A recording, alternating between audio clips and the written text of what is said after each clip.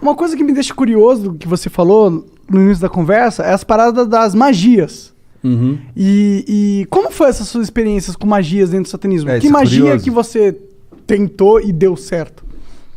Tem... Eu não posso ensinar magia. Não, não aqui, mas ensina. Não, eu vou não precisa pensar, ensinar. Fala algo como... Até porque essa porra deve ser super complexo. Não eu ia fazer sem querer uma hora na minha vida. Não, tem as mais simples, é que nem fazer mágica, tá? Mágica e magia, né? No começo você aprende a fazer um truque simples, de repente você está fazendo a pessoa levitar. Matar né? mesmo, os outros levitam. Eu duvido. Não levita. Tá. No truque, no ilusionismo. truque, tá. No ilusionismo, entendi. fazendo uma analogia Tá bom, aqui. tá bom. Então, no começo você aprende um troço truque besta. de carta, uma Aham. coisa carta. Aí de repente você está fazendo alguém levitar. Entendi. Né? Então você Tipo, cresceu não dá ali, pra tu você ficar invisível. Não dá pra ficar invisível. Mas tem alguma sabe? coisa sobrenatural realmente que você chegou a testemunhar? Ou algum ritual ou magia que promete algo que dizem que funciona, algo assim? Sim. Muitas vezes eu lançava feitiço contra líderes religiosos, né? Porque eu não ia com a cara deles. Eu considerava eles meus inimigos, né? Na minha cabeça, né? Eu já estava doutrinado ali. Então, acalhava da pessoa, de repente, eu lançava um feitiço, a pessoa ficava doente muito doente mesmo. Né? E a Bíblia diz que tem doenças que são causadas pelo diabo. Né? Então Jesus às vezes ele expulsava um demônio de uma pessoa, né? E aquele demônio estava causando uma doença naquela pessoa. Só que nem toda doença é do diabo, obviamente. Né? Então, se fosse assim, né? Para que medicina? Você vai para a igreja, todo mundo e pronto, Tá resolveu curado. o problema, está curado, né? Então nem toda, e também nem sempre Deus cura. Né? Então, às vezes a pessoa tem uma doença, ela acha que é do diabo, pôs na cabeça dela que é do diabo e que ela tem que fazer, sei lá, uma libertação, uma quebra de vinho, quebra de maldição hereditária, aquela coisa toda. E não é uma doença natural e Deus não vai curar ela. Não vai, por mais fé que ela tenha, Deus não vai curar. Tem alguns caras na Bíblia mesmo que morreram de doença, né? Eliseu. Aquele cara... Eliseu, quem mais? Morreu da doença que ele tinha. Eliseu, ele recebeu a porção dobrada de Elias, que era o profeta, que era o cara, que era o top das galáxias, né?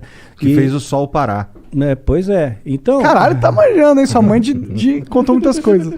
Pois é. Então, você vê quanta coisa que tem. Eu espero que tenha sido Elias mesmo, não tenha falado merda. Então, Eliseu morreu da doença que ele tinha. O próprio Timóteo, Paulo escreve para Timóteo, olha, mistura um pouco de vinho na água aí, porque a água era muito alcalina, né? Por causa do teu estômago e das tuas múltiplas enfermidades. Então ele era um menino podre, ele tinha um monte de doença, né? Não foi curado. Um lenço de Paulo curava o enfermo, mas Paulo não pôde curar Timóteo, que ele considerava um filho, né? A Bíblia também fala de Trófimo, né? Paulo também fala, olha, deixei Trófimo doente lá em Mileto. Quer dizer, não curou Trófimo. Quer dizer, o cara já tem o nome de Trófimo. Imagina o bullying na escola. Né? E ainda continuou doente. Não adiantou Se fosse nada. Trófimo, o cara ia ser o magrinho da galera. De atrofia, desculpa. Tentei. Só vamos lá, Daniel. Só continua aí falando. Desculpa aí, Mas é. foi mal, cancela o Monark. Baixo assinado, tira o assim, Monark. doenças causava doença, às vezes causava um acidente, poderia ser uma coincidência. Mas não tem tá? nenhuma, claro, é exatamente esse o ponto. Não Poderia tem nada ser aqui assim que, tipo, mas é que acontece realiza que magia e acontecia- você vê sobrenaturalidade instantânea na sua frente, olhos nus. Bom, olhos nus, eu vi a presença de um demônio se materializando na minha frente, e eu estava sóbrio. Né? Duvido. Como é que é um demônio? Pois é, a ideia que nós temos de demônio, né, é chifre, escamas, né, Rabinho. rabo, Fogo né, saindo pelos exato, orifícios. né, o diabo todo vermelhão, né, saindo da sauna, assim. Que erótico. Pois é, né? Yeah.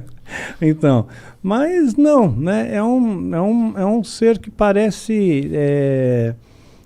que aparecia para mim, o Abraxas, que apareceu para mim algumas vezes, ele tinha um formato semelhante, tá? Semelhante. Não consigo descrever isso aí em poucas palavras. Você tem filho, você deve ter assistido Como Treinar o Seu Dragão. Sabe o Banguela? Aham. Então, mais ou menos parecido com o dragãozão. Banguela. Parecido com o Banguela. Mas tinha um olhar assim, né? O olhar que pegava era um olhar muito profundo, era como se não tivesse olhos, era como se fosse um buraco. Né? Fosse um buraco que te hipnotizava aquilo ali, né? Porra, E você tu não sentia ficou com uma cagaço quando tu viu pela primeira vez, não? Não, eu fiquei orgulhoso porque ele atendeu meu pedido, né? Porque eu invoquei, eu Cara, fiz a tu invocação. chamou o cara, meu? Eu fiz a invocação, né? E ele veio. Então, quer dizer, eu me senti muito orgulhoso. Dá muito pra tu fazer a prestigiado. invocação e ele não vir? Porque ele não tá afim? Poderia Pelo jeito. acontecer. Poderia Como que é uma acontecer. invocação de um demônio? Não precisa dar detalhe, mas tipo... É complexa. Tem bastante detalhe. Bastante detalhe. E Quer dizer, muitos ritualzinho materiais, vai? Muitos materiais. Materiais raros? Alguns raros. Entendi. Alguns raros. Então é um ritualzinho de pelo menos aí umas 3 horas, 4 horas. De ritual rolando, não é de preparação. Não, de ritual rolando pra ter invocação em si. Entendi, caralho. E aí ele se materializa, tipo, ele só aparece? Ele falou alguma coisa com você? Tipo, dá pra encostar nele? Dá pra encostar, são criaturas frias, geladas. Frio, completamente frio. E o que ele Mas falava? você vê, anjo se materializou na Bíblia. Anjo se materializou. Comeu. Né? Anjos comeram na Bíblia, então estavam bem materializados. Né? Então, se demônios são anjos caídos, eles também podem se materializar, só que em circunstâncias ritualísticas. Por exemplo, um demônio não pode se materializar aqui. Né? Um anjo poderia, Deus poderia permitir que um anjo viesse aqui, mas um demônio não. Só dentro de um sistema ritual, tem que ter um ritual para ele vir. Tem que ser tudo bem preparado. Porque eles estão aprisionados, de certa forma? Estão aprisionados, sim, eles são limitados. Né? Eles não podem fazer o que eles querem também da Veneta. Né? Eles têm as suas fronteiras de ação. Por exemplo, eles não podem tocar num cristão verdadeiro. Né? Verdadeiro não pode, a não ser que Deus permita, no caso de Jó. Né? Então Satanás pediu para tocar, tocou e Jó não blasfemou contra Deus. Jó foi um cara que se fudeu pra cacete, né? Muito, se lascou pra caramba. Ficou doente, tudo, né? Ficou doente, perdeu dinheiro, família, tudo. Morreu todo mundo, ele Exatamente. ficou sozinho. E mesmo raspava assim, as pereba com telha, exato, né? com telha, exatamente. E no final Deus recompensa ele, né? E ele no final, Jó chega a dizer, antes eu conhecia Deus de ouvir falar, agora eu vejo com os meus olhos, né? Então, amaldiçoa teu Deus e morre. Exato, isso mesmo. Os amigos de Jó, né, que vinham lá, largavam o pau então, em cima dele. Então, às vezes Deus permite que essas coisas aconteçam. Então, teve gente que já falou para mim, falou, Daniel, perdeu teu filho, perdeu teu esposo, isso aí foi rechaçado pelo satanismo. Eu não vejo dessa maneira. Rechaçado em que sentido? O satanismo está me atacando com feitiço, com magia e causou esses efeitos, né? Mas eu não vejo assim. Não? Não, de forma alguma. Eu vejo assim como coisas que Deus permite, que as pessoas morrem no mundo. Né? Isso acontece, né? Então as pessoas têm depressão, né? Então aconteceu, eu vejo como uma fatalidade. E mesmo se fosse, no caso como Jó, né? Vamos supor que o demônio tivesse pedido permissão para Deus, olha, deixa eu tocar lá no Daniel, né? Porque vamos ver se realmente ele segura a onda, vamos ver se ele é cristão de verdade, vamos ver se ele não vai se rebelar contra Deus, né? Depois se eu tirar dele o que ele tem de mais precioso, né? Que era o meu filho, né? Principalmente, né? Então, tirou. Aí eu nunca me rebelei, nunca questionei a Deus, nunca briguei com Deus, né? Eu sempre costumo fazer a oração que Jesus nos ensinou como modelo do Pai Nosso, né? E dentro dessa oração está escrito, olha, Pai, seja feita a tua vontade, assim na terra como no céu. Né? E essa é a minha oração, seja feita a sua vontade, não é a minha, é a tua. Se a tua vontade é essa, que a minha esposa partisse naquele dia 30 de maio, pronto, é 30 de maio, é o dia que Deus escolheu. Né? Então eu descanso nele, ok? E tudo tem que ter um propósito, porque eu escapei da morte 2 vezes. Né? Então por 2 vezes escapei da morte. Então, olha, eu diria que 3, se contar da vez que reagiu a arma lá do cara. Se contar nessa 3, porque ali 2 vezes, né? Então, assim que eu vi a morte de perto, né? Você sente o cheiro da morte de perto, né? E então, quer dizer, se eu não fui, é porque tem algum propósito aqui ainda, tem alguma coisa ainda para fazer aqui. E quando terminar esse propósito, aí Deus me leva. Era alguma coisa ligada a esse assunto de satanismo e tal, que tu quase morreu, ou não tinha nada a ver? Não. Teve uma das ocasiões, por exemplo, foi no ano passado, né? Foi dia 30 de novembro do ano passado, ia entrar dezembro foi o mês que meu filho partiu, né, dia 22 de dezembro, então eu estava muito angustiado com aquele negócio, poxa, vai entrar dezembro, mais um Natal, mais um final de ano, aí eu tomei um monte de comprimido para dormir, eu só queria dormir, eu não quis matar, né, meu interesse não era morrer, só que eu acabei aspirando, e tive uma pneumonia aspirativa e entrei em coma profundo, né. Caralho! Pois é, fiquei 22 horas em coma profundo, entubado, acordei entubado no hospital, caralho. assim, então ali você foi dormir na tua cama e acordou entubado? Acordei entubado. né? E é muito horrível, né? Você acordar com um tubo na boca. Deve ser, cara. Deve ser assustador em primeiro lugar. Indescritível, indescritível. Porque até o momento eu acho que você estava só dormindo. Pois é, eu tava dormindo de boa, a gente se acorda, tubo na boca, né? Um ambiente diferente, onde eu tô, quem sou eu, né? Que doideira.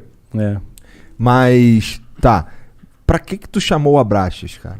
Então, eu queria testar o ritual de invocação.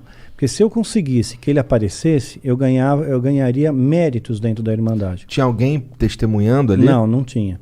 Não tinha, mas a minha palavra valia porque supostamente esse demônio validaria essa palavra, né, para o sumo sacerdote. Né? Então eu fiquei muito orgulhoso com aquilo. Então a primeira coisa que eu perguntei para ele, né, eu toquei, vi para ver se era real, né, gelado, frio, né, e me olhava fixamente nos olhos, né, mas eu não conseguia olhar por muito tempo, né. Ele era da tua altura? Não, estava mais alto que eu, mas estava como se estivesse ajoelhado, sabe? Tá. Né?